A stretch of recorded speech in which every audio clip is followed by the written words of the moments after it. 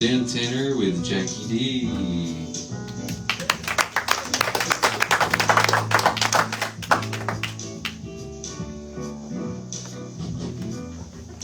We're going to do a little tribute to Bobby Darren tonight.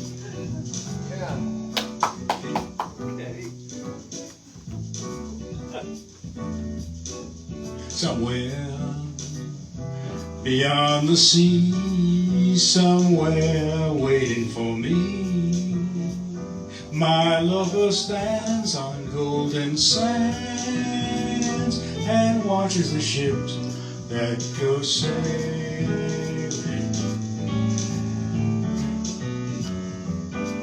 Somewhere beyond the sea, she's there watching for me. If I could fly like birds on high, then straight to her arms I'd go sailing. It's far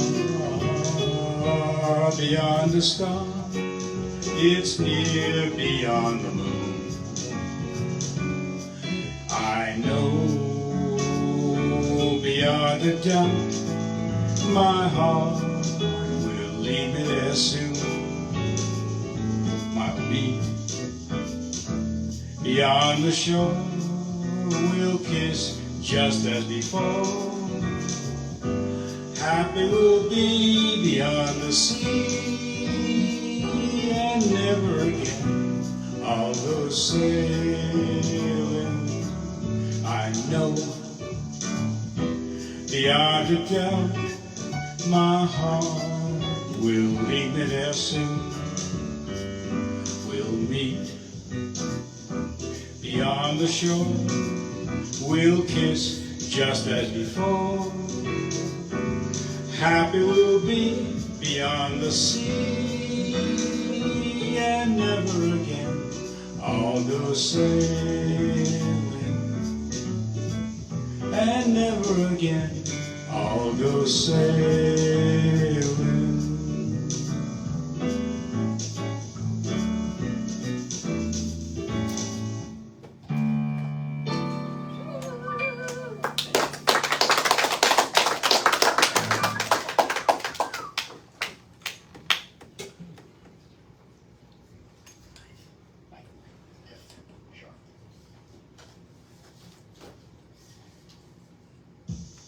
This one's from Three Penny Opera by Kurt Weill. All right. Yeah. Yeah. Everyone knows what's coming up, huh? Okay.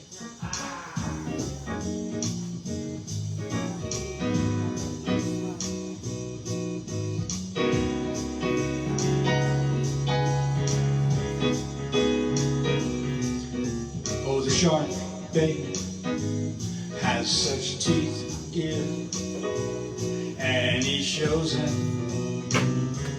pearly white, just a jackknife has old Mack babe, and he keeps it out of sight. You know when that shark bites with his teeth, babe, scarlet billows start to spread. Fancy gloves though wears old Mack babe, so there's never a trace of red. Now on the sidewalk, ooh, sunny morning, lies a body just oozing life. Someone sneaking round the corner. Could that someone be Mack the Knife? There's a tugboat down by the river, don't you know, with a cement bag just drooping on down. That cement is just there for the weight, dear. 5 will get you 10. Old Mackie's back in town. you hear about Louis Miller? He disappeared, babe, after drawing out all his hard-earned cash. And now Mack he's been just like a sailor. Could it be our boy's done something rash? Now Jenny Diver, Suki Tawdry, Miss Lauderdale, and old Lucy Brown know the line falls on the right, babe. Now that Maggie's back in town. Now Jenny Diver, oh yeah, Suki Tawdry, oh Miss Lauderdale, and old Lucy Brown know the line falls on the right, babe. Now that Maggie's back in town. Now that Maggie's back in town.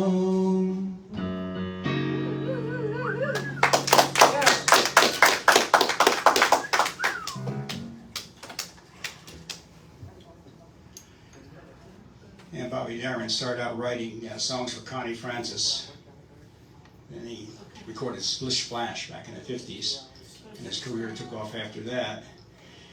So he was a songwriter besides a singer, and one of the things he did is he took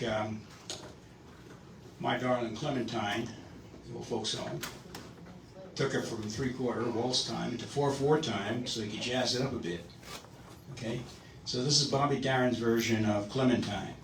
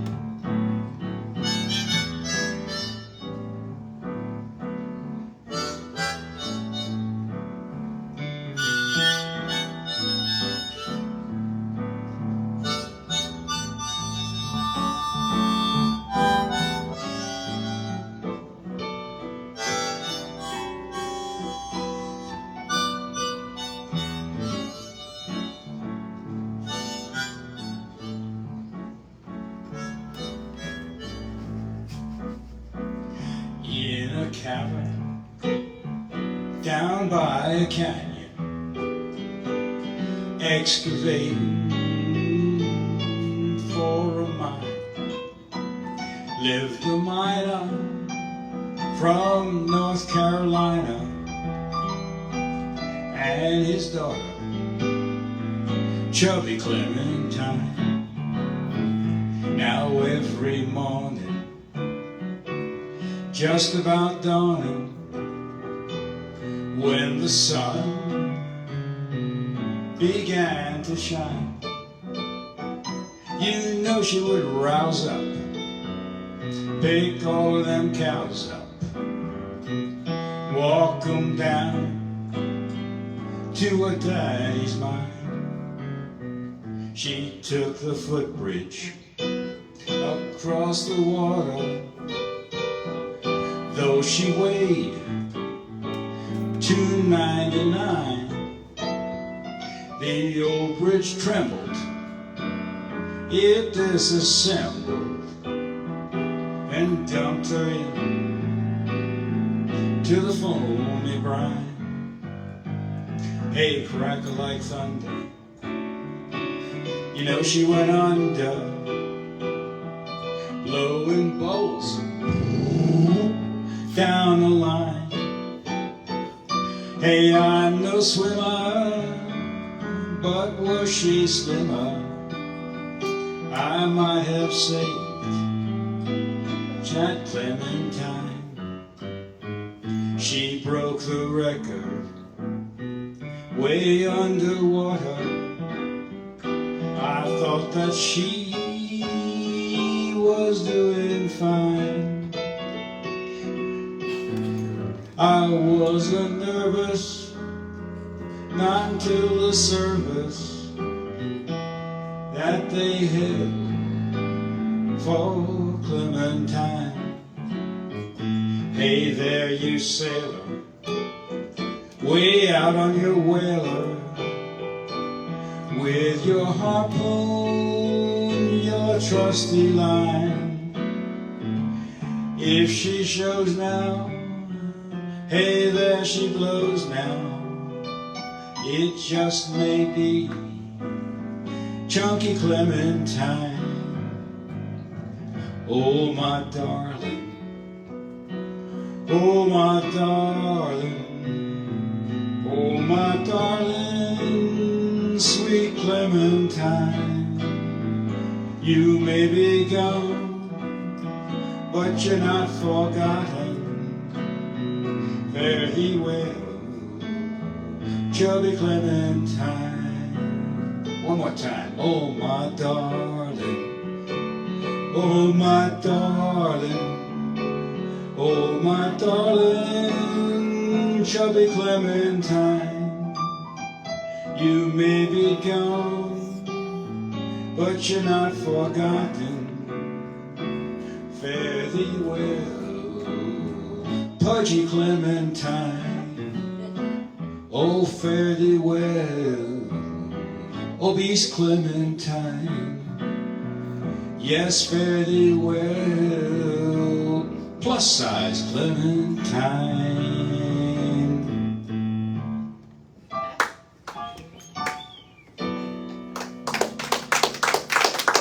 Thank you very much. Sarah Jane has chickens, and James went all the way back to Asheville to put the chickens away, put it back in the coop. So I got to tell my little Dominica chicken story. I lived in Dominica, an island in the Caribbean, for a number of years, and of course everyone there has chickens. Now, most of them are free range. That is, you catch them, it's yours, you know, it's your chicken. And the few that they coop are for eggs. You coop them, and then you try and keep them away from the possums and the constrictors. There's no poisonous snakes, but that's what will attack your chickens. Anyhow, there was a guy come to live there around the time we built our house, and he was really funny.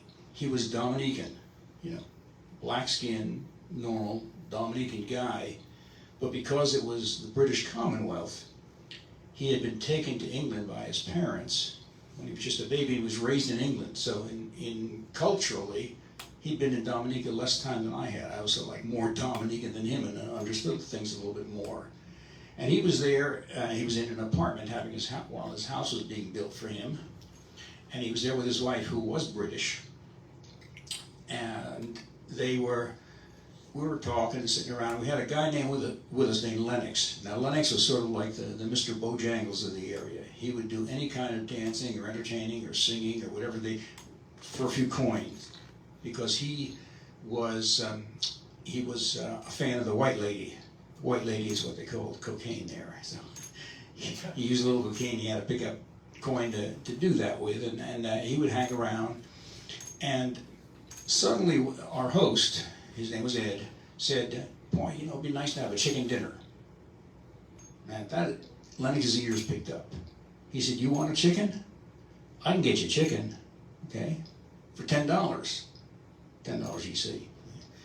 So Ed said, "Fine," and Lennox put down his guitar. He was fooling around, and he headed off down the road, and he came back a few minutes later with his chicken, and he was stroking it and petting it. It was real calm and everything like that. And he said, "Well, I'm going to prepare this chicken for you, and or your wife can prepare this chicken for you. I'll prepare the chicken for her." And he went about the backyard and killed the chicken, and he asked for some boiling water, and our host didn't even know what the boiling water's for. He didn't know you need boiling water to pluck a chicken. And Lennox finished with it. He had the whole chicken. He brought it back in. He had it eviscerated, and plucked and everything like that, and he had his he had his hand in the body cavity, and he was manipulating the wings with his fingers, and he was using it like a ventriloquist dummy and having a good time, making chicken sing and dance and everything like that. We're all having a good time. At which point, Ed said to me, he says, "That's the great thing I like about coming home to Dominica." He said, "If you want a chicken, you can just say so, and a local farmer will sell you one of his chickens." I said, "Do it." Lennox doesn't own any chickens. You know? You just go out in the street and grab one, you know. So you're lucky that didn't happen to one of yours, Sarah Jane. Thank you. All